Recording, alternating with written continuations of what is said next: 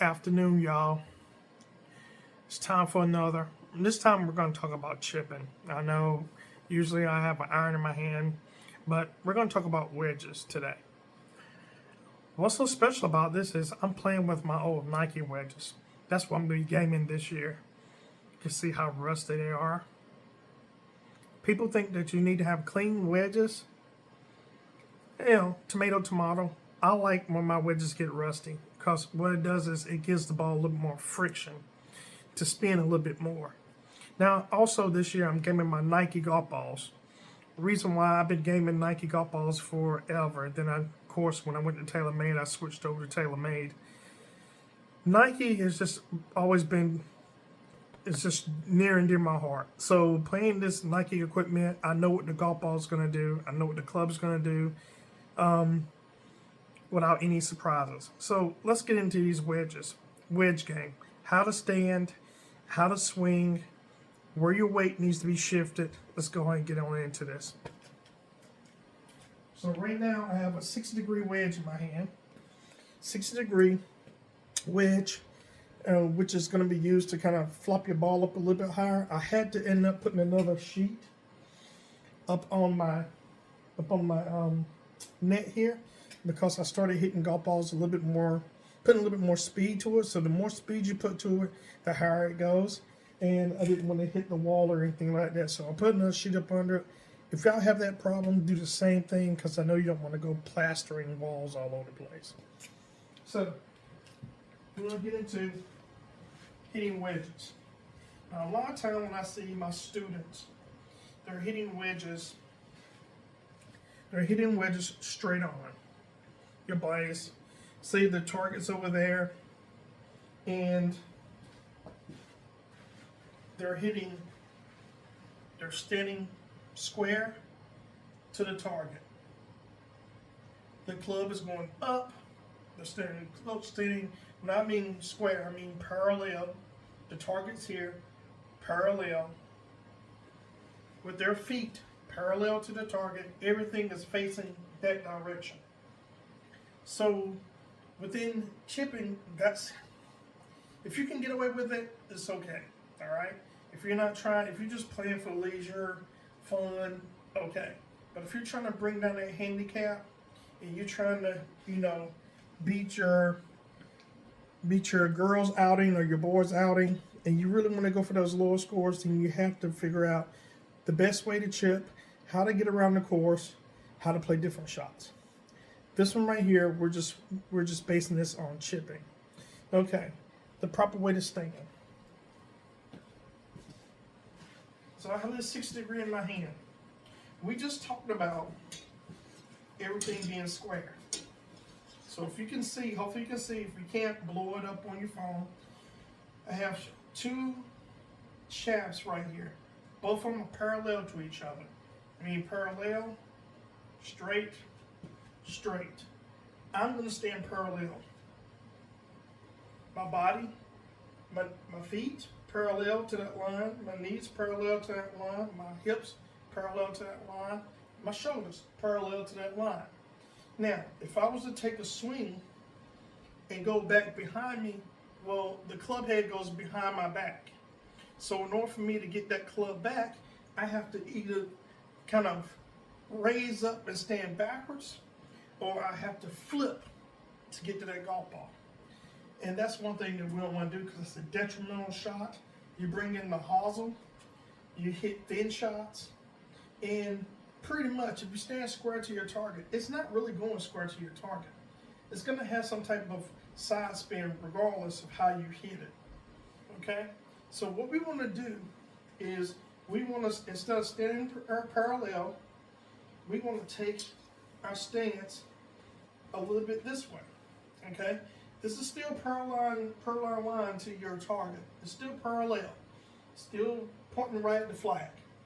But this time, when you step in, you're just stepping in and you turn your body just a little bit. Remember, we started parallel, parallel, parallel, parallel. Now, if I hold this here, we're standing a little bit left to the target. My feet, as you can see, is a little bit left of the target. And the reason we do that is, so now my club can come in parallel to that target. Okay? So I want you to just watch this real quick. Listen to the sound. I want you to hear that sound. Let's do it again here. And being parallel to the target also makes it a whole lot easier. Your body can get out of the way. You're getting your left side of your body out of the way. And that's the main thing what we want to do.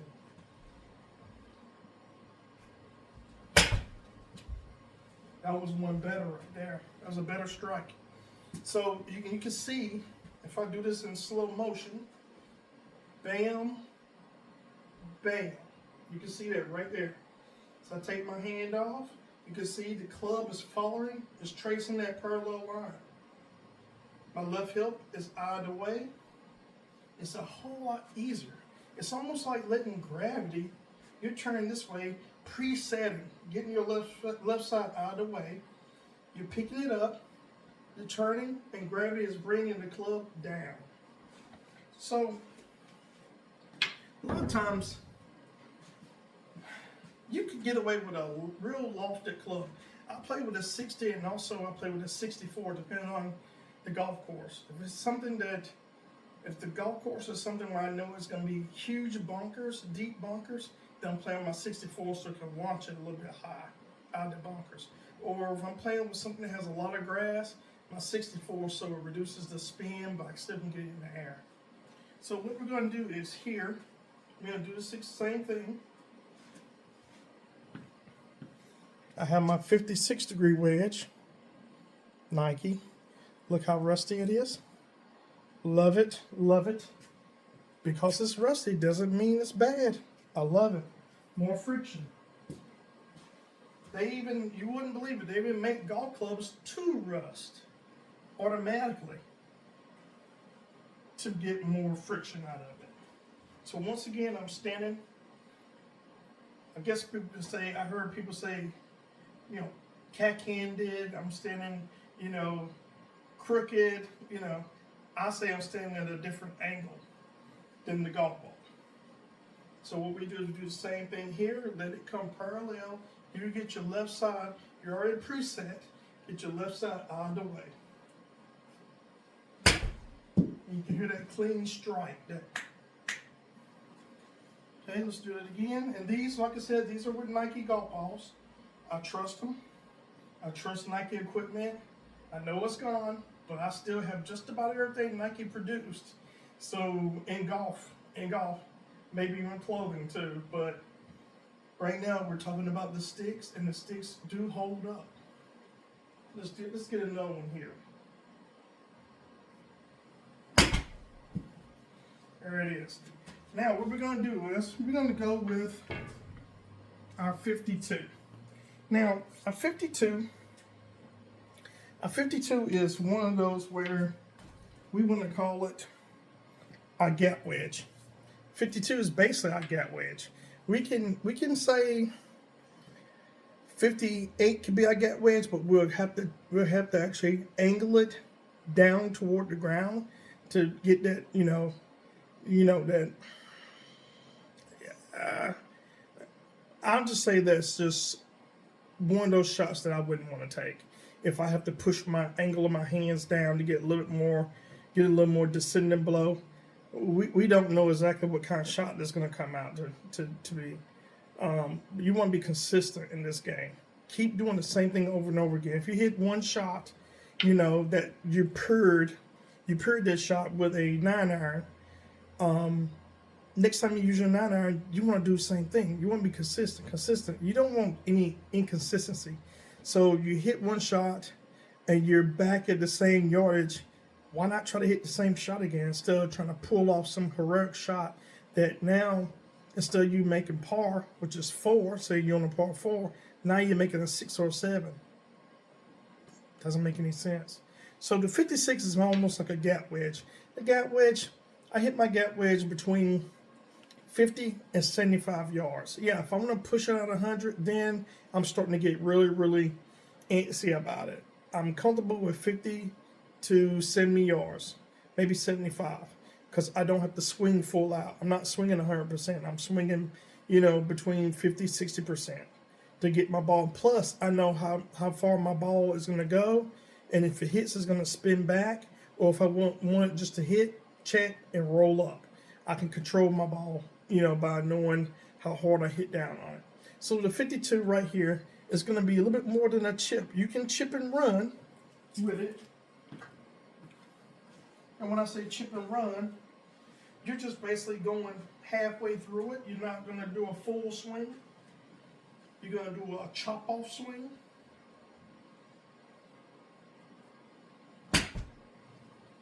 And keep your hands low. As you can see, when I came in, I kept my hands low.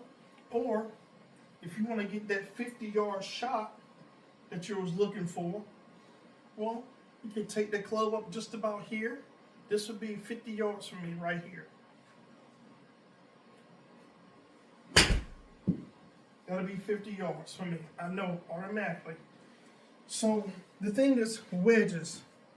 Wedges are going to be, wedges and the putter is what you're going to use the most in golf. Yes, you're going to hit your driver. Yes, you're going to hit your 3-wood. Most definitely going to hit your irons. But your wedges and your putter is what you need to be working on, because that's 85% of the game.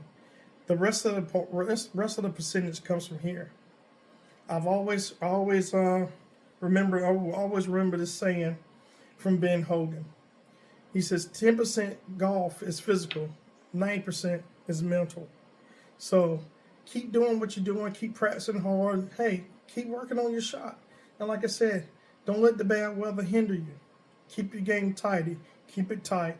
And thanks for tuning in to Davis Dynamics. Once again, I posted, we just hit 1,066 viewers. Like I said, thank you. It means so much to me. It might not mean a lot to anybody else, but for me, that's my goal. I want to reach my goal, which I have, and I want to surpass that goal. So thank you so much. If you see it, tell your friends, follow me, and we'll try to get more videos out to you, more content. Okay? Thank you so much. Do me one favor. Go out and make somebody smile. Reason why? It doesn't cost you a thing. All right, guys. We'll see you later, and you have a great day. Bye.